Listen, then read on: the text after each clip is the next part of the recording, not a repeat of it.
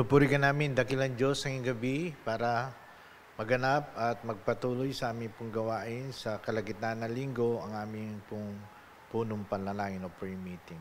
Salamat Panginoon na muli makapag-aaral kami ng banal salita, makadug sa panalangin para sa gawain ng iglesia ng FBCM, ganun po para sa aming bansa at sa mga kapartner sa mission at mga Bible School na siya yung pong pinagkatiwala na maging kabahagi kami. Samahan niyo kami ng gabay at puspos na banal na Espiritu dahil tunay kung wala kayo, wala kami magagawa. Dulog namin to sa pangalan ni Jesucristo, naming Panginoon Diyos, tagapagligtas, sa gabay at kapangyarihan ng banal na Espiritu. Amen. Magandang gabi po sa bawat isa, mga kapatid. Muli, nasa prayer meeting tayo. January 17 na po, ng bilis ng araw, 2024. Ang pamagat ng ating pong pag-aralan ng pagliligtas ng Diyos sa pamagitan ng Panginoon Jesucristo. Kaya katotohanan yan walang pinangako ang Diyos na magliligtas sa bawat isang taong makasalanan, hindi simbahan, hindi sekta o reliyon, kundi si Kristo Jesus lamang. Kaya yan ang sabi ng Gawa 4:12. Walang ibang pangalan sa silong ng langit na binigay ng Diyos na sukat ikaliligtas ng bawat isa, kundi ang Panginoon Kristo. No? Ating pong aralin ay matutukoy po sa pag-ampon. Yan po yung adoption.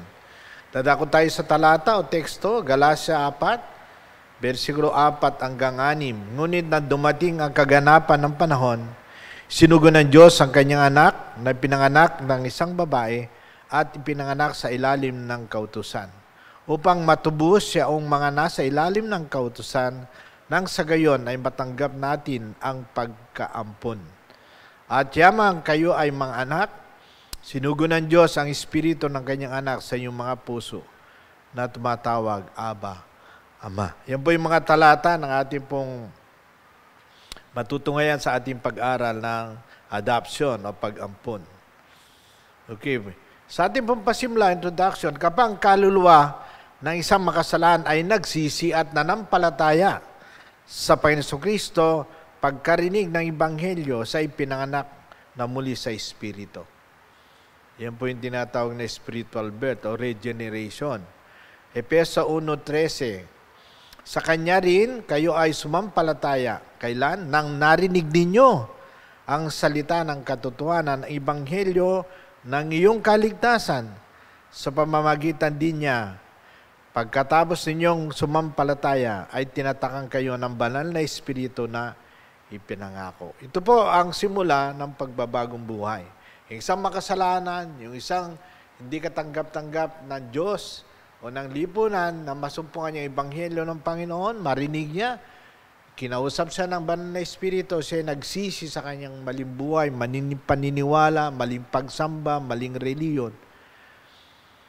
Nagsisi po siya sa kanyang maling buhay. At kinilala niya, tinanggap niya si Kristo na kanyang Panginoon tagapagligtas na pinadala, binigay ng Ama para magkaroon siya ng relasyon sa Diyos, maampun siya at ipinaksa sa pamilya ng Diyos spiritually. Ang pag-aring ganap o pinawalang sala naman ay naukol sa bagong pakikitungo ng Diyos sa kalumang ito na naligtas. Yung unang mangyayari actually, pag tayo po nagsisili, pagkarinig ng Ebanghelyo, tinanggap ang Panginoon, pinawalang sala tayo, no? Yan po yung ukol sa bagong pakikitungo sa Diyos. At ang pag-ampon naman, tumanggap sa, ang taong ito, nagdala sa kanya sa sambayan ng Diyos. Napasama siya sa pamilya ng Diyos. Nagdulot ito ng kagalakan sa ating Diyos Ama na tayo'y maampun kay Kristo Jesus. So na-adapt tayo, ang adoption nangyari sa pamagitan ni Christ. Nung tayo kumilala sa pinadala o binigay ng Diyos na tagapagligtas, walang iba kundi ang Panginoon Kristo, ang kanyang bugtong na anak. Sa pagkakaroon ng bagong buhay, ay pagbabagong kalikasan ang pag-aaring ganap, ay bagong katayuan. Ang pagpapakinig, papaging banal ay isang bagong pagkatao, samantalang pagiging ampon ay isang bagong kalagayan. Yun nga, nung nagsisi tayo, tinanggap din natin ang Panginoon, pinabanal tayo, no? Hindi lang tayo pinawalang sala, pinabanal. At ngayon, nung inampun naman tayo ay, yan yung bagong kalagayan sa harapan ng Diyos. Ang pagkakaroon ng bagong buhay, ang mananampalataya ay nagiging anak ng Diyos.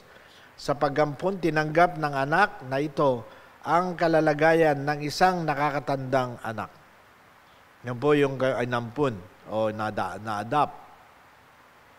Sa Galatia 4, versikulo 5, upang matubos niya ang nangasa ilalim ng kautusan, upang matanggap natin ang pagkakopkop sa mga anak. Yan. Sa Galatia 4, versikulo 7, ano pat hindi ka naalipin, kundi anak, at kung anak, ay tagapagmana ka nga sa pamagitan ng Diyos. Yan. Siyempre, kung inampun mo yung karapatan ng anak at saka inampun, parehas lang yan. O kaya sa harapan ng Diyos, dahil kay Kristo inampun tayo, no? Hindi na tayo alipin, kundi anak at tagapagmana rin tayo sa karya ng Diyos sa kalangitan dahil kay Kristo. Alalahanin, ang pagiging ampun ay paglago kay Kristo at pagtayo sa ating bagong kalalagayan sa harapan ng Diyos. Dalawang tanong maaari natin pag-isipan. Una, ang pagbabagong kalagayan bang ito ay kasabay ng kaligtasan? Ayan. Maaari bang alisin ng mana at palayasin isang alibugong anak? No, hindi mga tumalikod, nag-backslide, no? Pwede bang palayasin? Ayan ang mga tanong eh. Ang pag-ampon sa salitang Grego ay nangahulugan ng pagiging anak. Yan, yung adoption, no? Sa Roma 8, versikulo 15, tinanggap ninyo ay ang espiritu ng pagkupkup o pag-ampon, na dahil dito'y sumisigaw tayo, Aba, Ama. Yan, may karapatan na tayo magsabi na Ama, kay Diyos Ama. Kasi dahil kay Kristo, naampun na tayo, no? Meron tayong ugnayan, meron tayong bagong kalalagayan sa harapan ng Diyos. Efeso 1, versikulo 5, tayo kanyang itinalaga upang maging mga anak niya sa pamagitan ni Heso Kristo. Okay, ang pinakadahilan, ang pinakabuod nito, naging ampun tayo o naugnay tayo sa Ama dahil kay Kristo. Walang ibang paraan, hindi po simbahan, reliyon o sekta na pinagmamalaki ng maraming nagtuturo ng kamalian. Sa panahon ng Biblia, ang salitang ito may dalawang kahulugan. Una, ang personal na pagtanggap sa isang dayuhan upang makabilang sa pamilya bilang anak. Yan po isang dayuhan.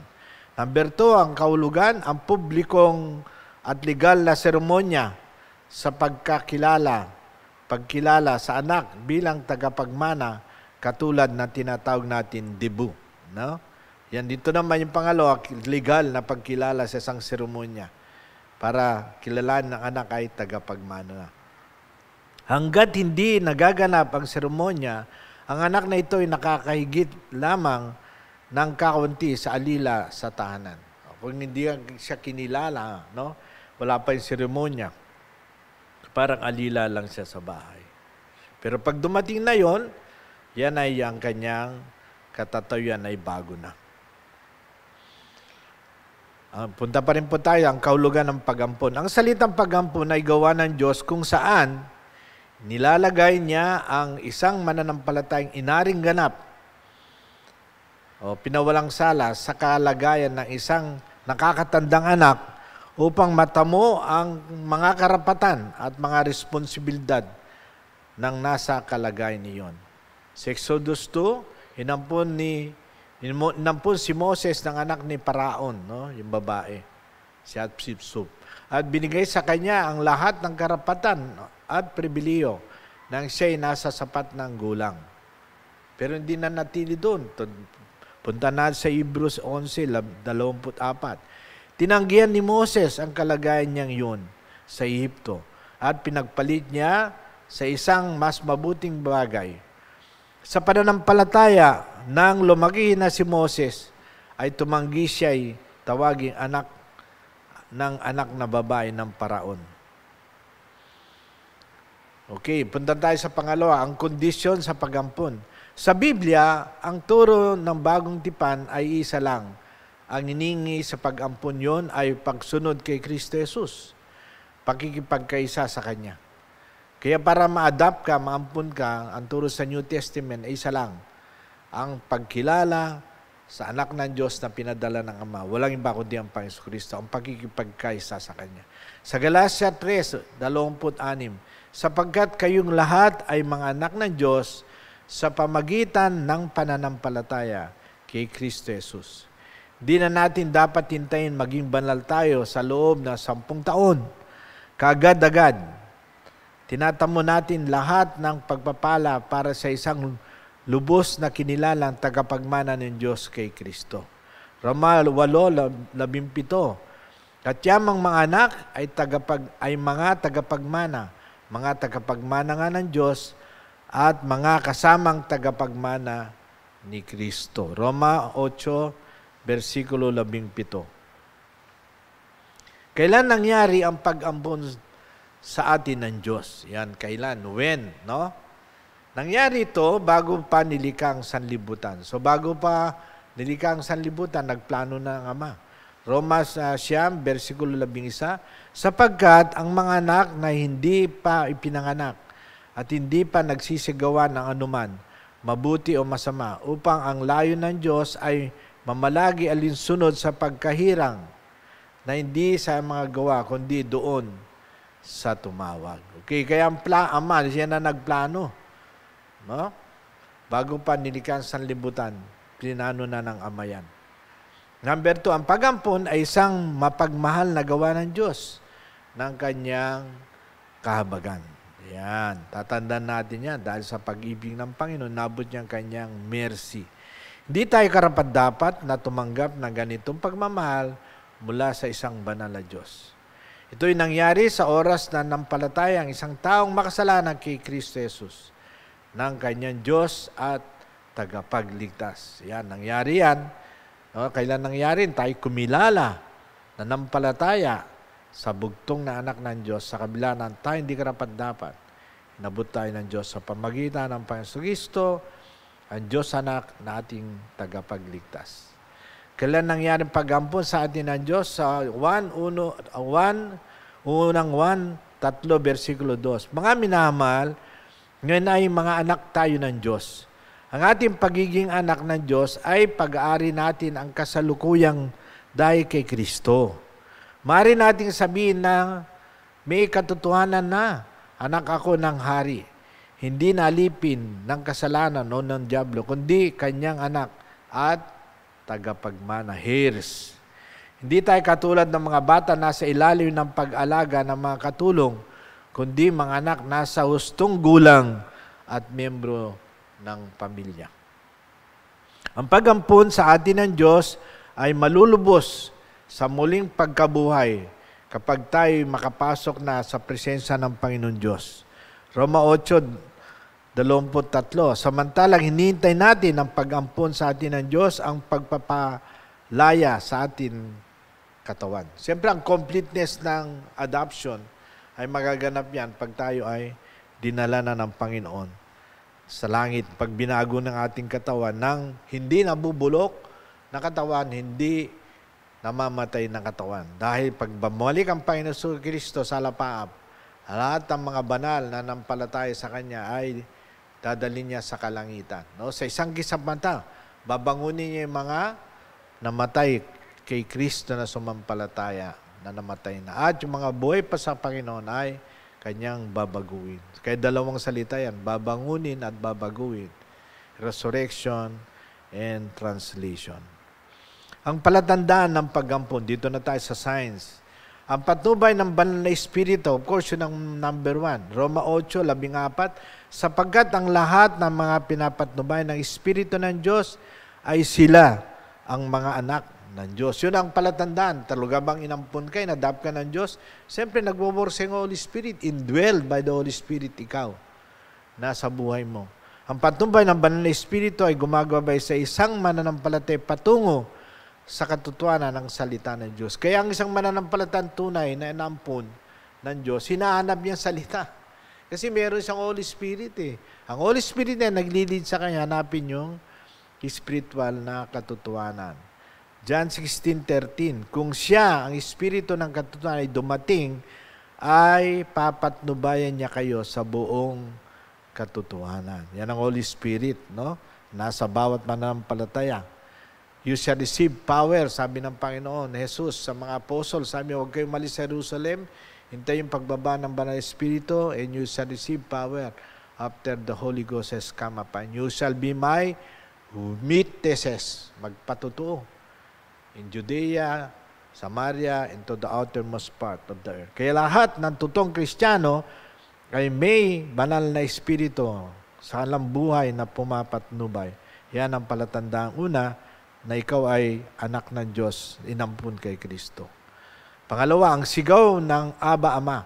Sa ating pakipag-ugnay sa pananalangin, sa Roma 8, versikulo 15, dahil hindi kayo tumanggap ng espiritu ng pagkalipin upang muling matakot, kundi tinanggap nyo ang espiritu ng pag-ampon, na sa pamagitan niya ay tumatawag tayo ng Aba Ama. No? Meron na tayo pong direct line, makatawag sa Ama. Dati wala dahil sa kasalanan, pero dahil kay Kristo, sinantabi niya, inugnay niya tayo sa Ama dahil siya po ang naging reconciliator.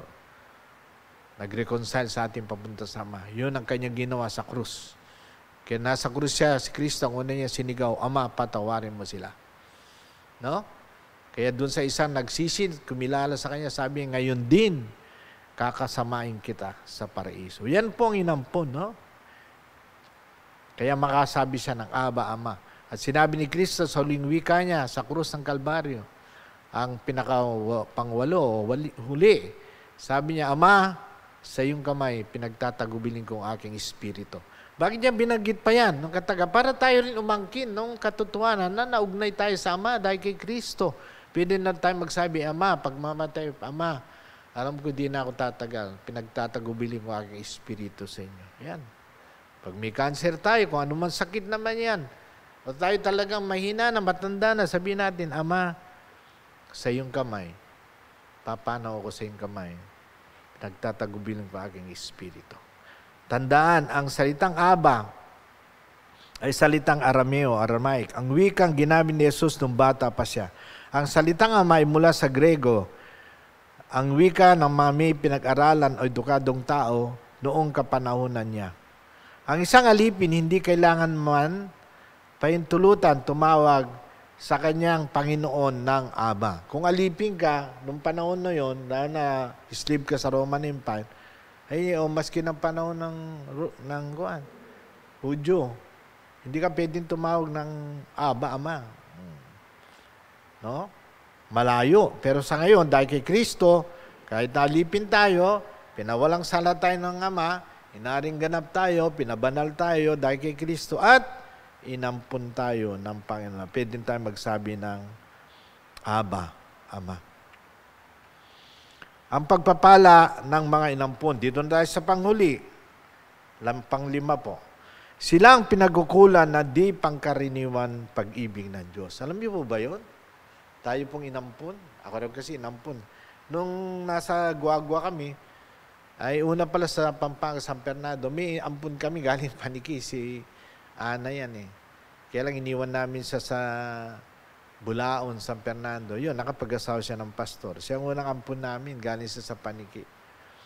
Tapos nasa Paniki, ay nasa Guagua kami, 2006. O meron kaming ampun na naman, 3 naman. Yan, sina Angelo, CJ at Juni, no? Naiwalay kasi magulang, kawawa sila, sabi ni Jere, kunin natin pa, kawawa yung mga pinsan ko. Inalaga naman po namin.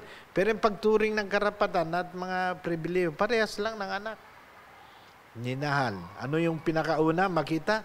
Yung po, number 1. Sila ang pinagkukulan, di pangkaraniwang pag-ibig ng Diyos. Of course, alam naman natin, believer tayo, pastor.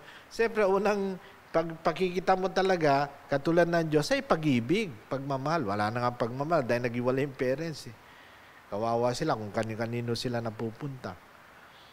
John 17:23. At sila yung inibig na gaya ko na inibig mo.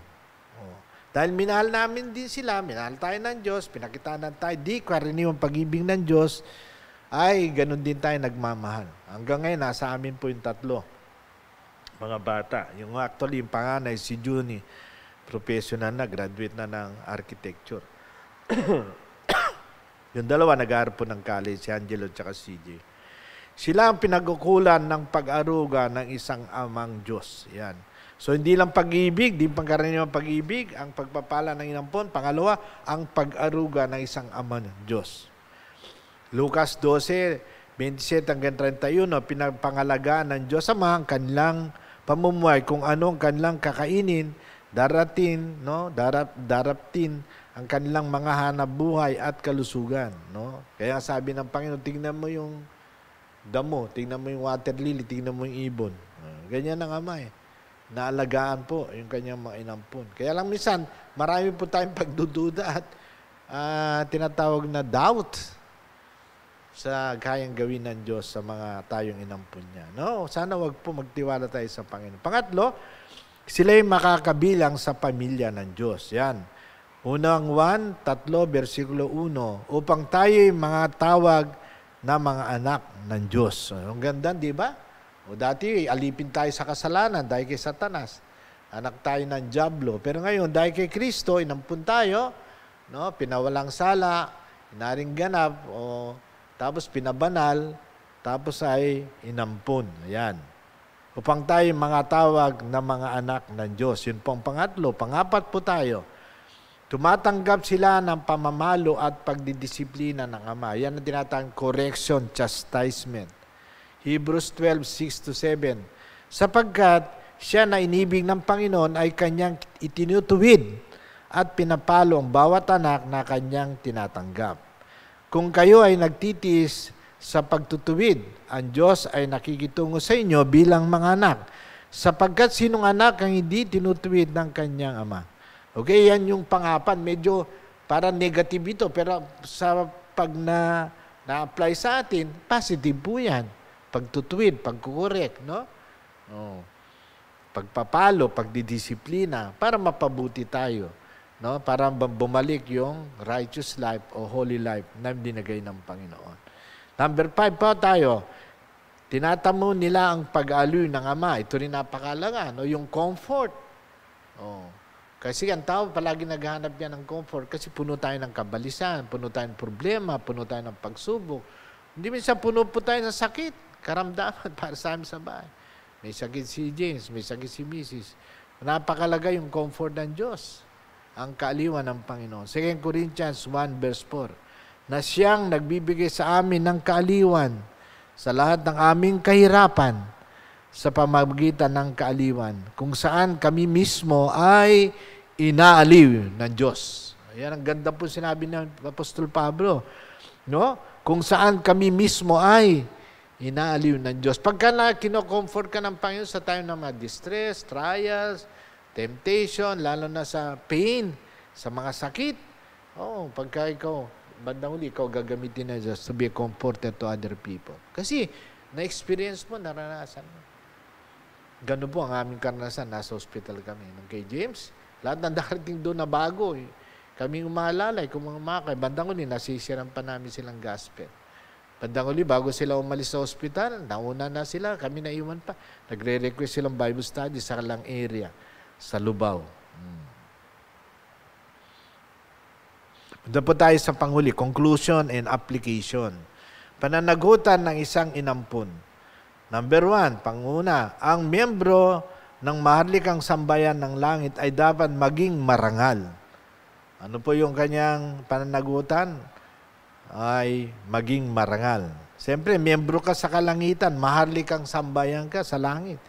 Efeso 4:1, kaya nga ako nabilanggo sa Panginoon ay namamanik sa inyo, lumakad kayong karapat-dapat sa pagkatawag na tinawag sa inyo. Ano sabi ni Apostol Pablo sa iglesia ng Efeso? Lumakad kayong karapat-dapat. Yun po ang una, pananagutan ng isang inampon. Number 2, dapat tayong lumakad na karapat-dapat sa dakilang karangalan ng ating katayuan. Binigay ng Diyos kay Kristo. Pilipos 3:14, pinagsikapan kong abutin ang hangganan ng takbuhin para sa gantimpala ng mataas na pagkatawag ng Diyos sa akin kay Kristo Jesus. Ano sinabi ni Pablo? Paano yung kanyang pananagutan? No? Lumakad ng karapat-dapat. Ano sabi niya? Pagsikapan. Ang salitang pagsikapan kasi trying hard. Hindi easy. Hindi kontento na. Hindi at least na dito. Pinagsikapan kong abutin. Ayan.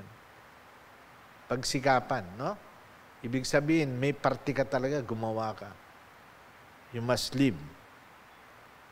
Number 3 po tayo. Pananagutan ng isang inampon. Dapat nating mahalin at paglingkuran bawat isa bilang magkakapatid sa isang sambayan ni Kristo. Ito sa church natin, sa BCM, dapat maging servant po tayo lahat. Kaya maganda yung Claygo nilagay ni Ate Lloyda sa bawat table. Pagkatapos mong kumain, ligpit mo, no? Oh, magmahalan, maglingkuran. Dapat ready kang mag-serve, no? May bisita ka sa bahay. Bigyan mo sila ng asikaso, attention. Anong gusto mo? Kape?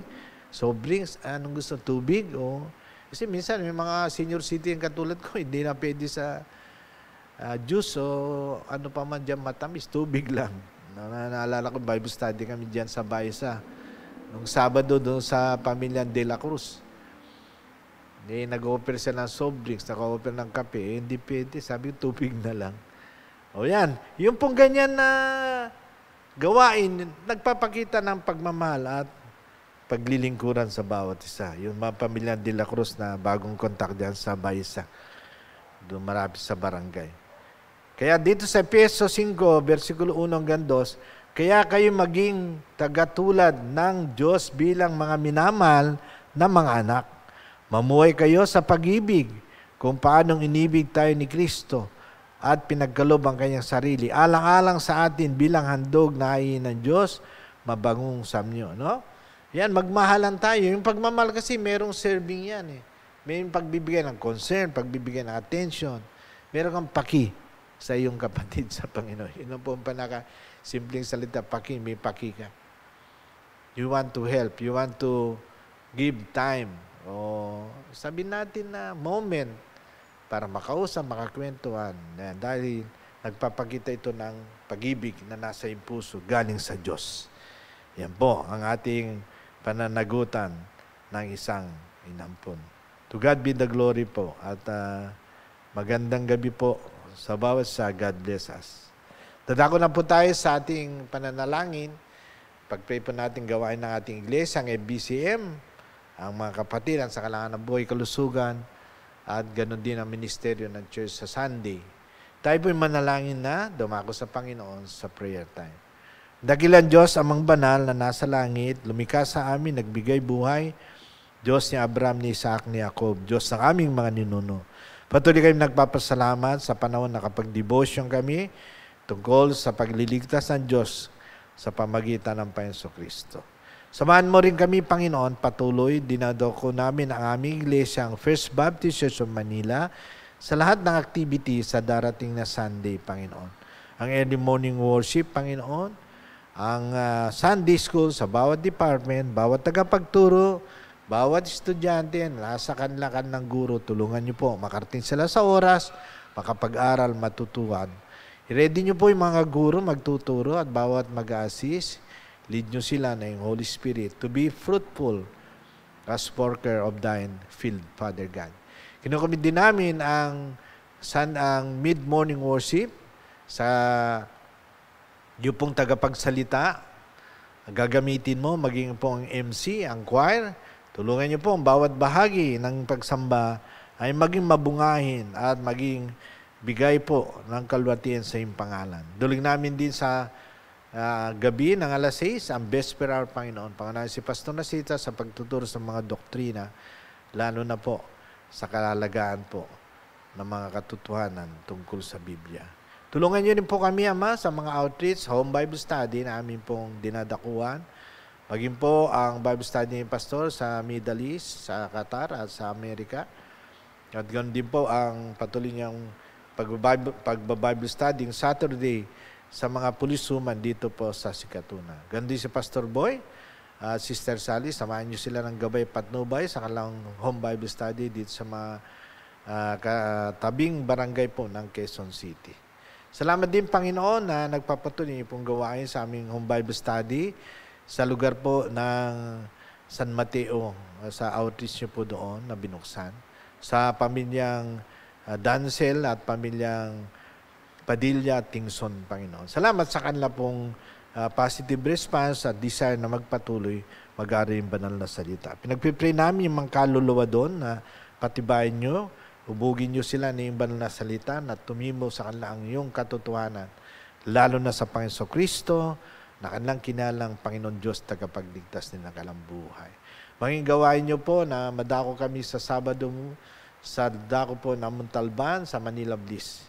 Tulungan niyo po ang pamilyang Bantilan na amin din pong ma-reach out patuloy sa iyo pong Ebanghelyo. Maging po Panginoon, ngayon nabuksan niyo rin po ang baysa dito po sa pamilyang De La Cruz, kina Brother Saldi at ang kanyang pamilya. Salamat Panginoon na nandiyan ka ng puso para turuan, samaan ng katotohanan ng iyong banal na salita. Palain niyo rin po ang mga Bible study dyan na yung binubuksan at tinanda ang mga bawat pamilya na maalagaan sila spiritually.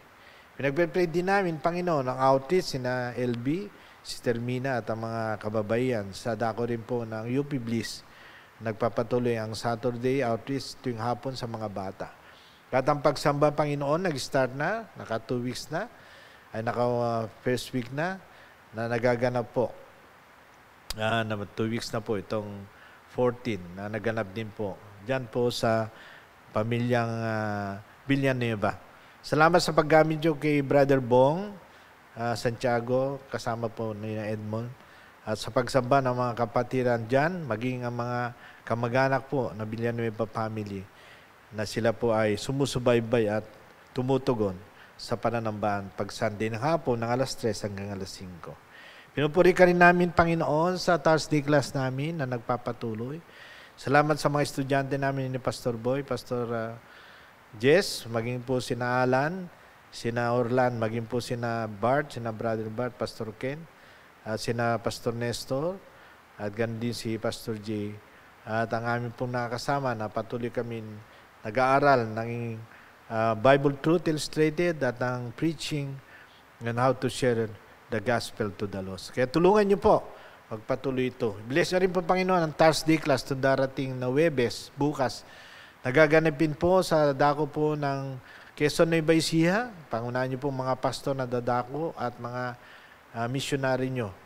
Lead niyo rin po, bigyan ng wisdom, lakas, gabay si Pastor Nasita bilang tagapagsalita sa maghapon na activity doon po sa Quezon Nueva Ecija kana Pastor Lucio. Yandaan niyo rin po ang host church, sina Pastor Lucio, 10 ng kanyang pamilya at mga membro doon sa iglesia nila, Panginoon.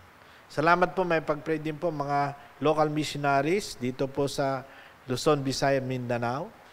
Gandun po, Panginoon, ang mga Bible school sa local area rin po ng Pilipinas, sa Luzon, Visayas, Mindanao, maging ang sa dako po ng Lubao, Pampanga, sa panguna ni Pastor and Mrs. Willie De Leon, Panginoon. Salamat sa pagpapatuloy din ng Bible School dyan sa Quezon Nueva Ecija. Naway maraming pang kaluluwa ang nag-response sa matrain, ma-develop bilang manggagawa nyo na nangailangan po ng lubusan full-time workers sa daratong pang mga panahon.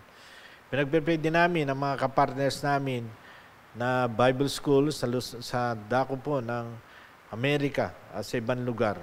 Bless niyo po ang kalang paninindigan ng fundamentalism at trinitarianism. Naway magpatuloy silang, Panginoon, sa pag-build ng truth at foundation sa bawat kabataan para mamold at may handa sila sa full-time ministry para ma-fulfill ang Great Commission. Maging po sa mga foreign mission ng iglesia ng First Baptist sa Manila, sa dako po ng Myanmar, sa Cambodia, sa Laos, ganda po sa Vietnam, at sa Sri Lanka. Maging po sa dako po ng Africa, Panginoon, na sinusuporta ng church, lalo sa Uganda.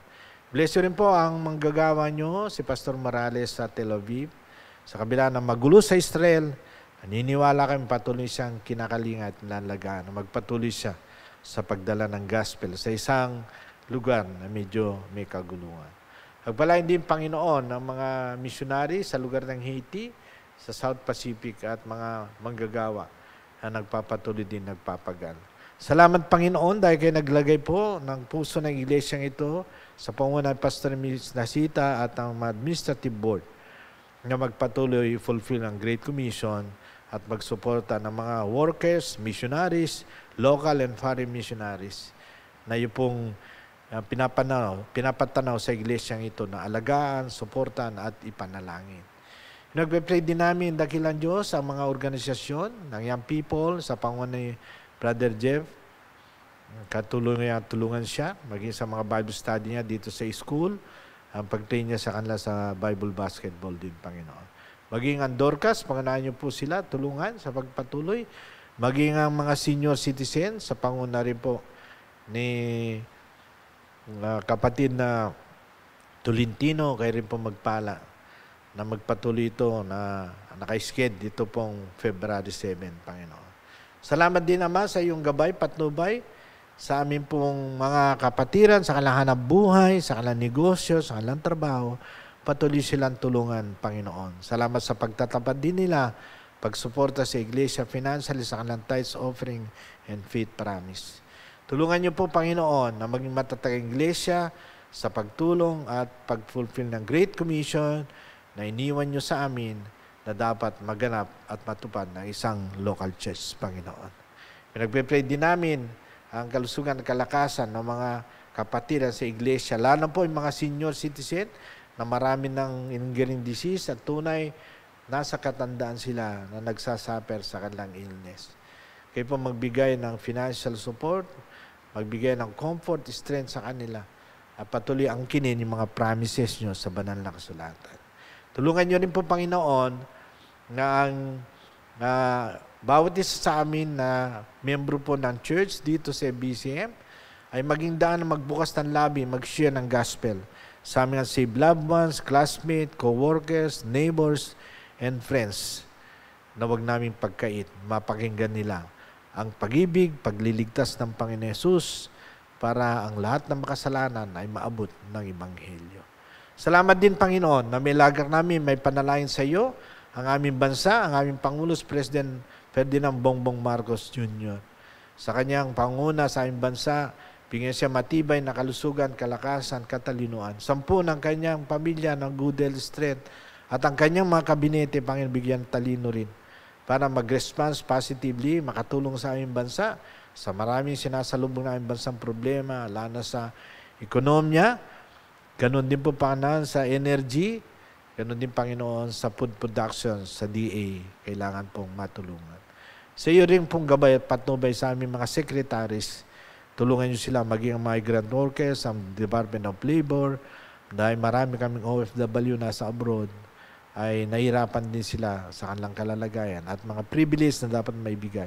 Maging Department of Health, Panginoon, maraming nagkakasakit, maraming sakit.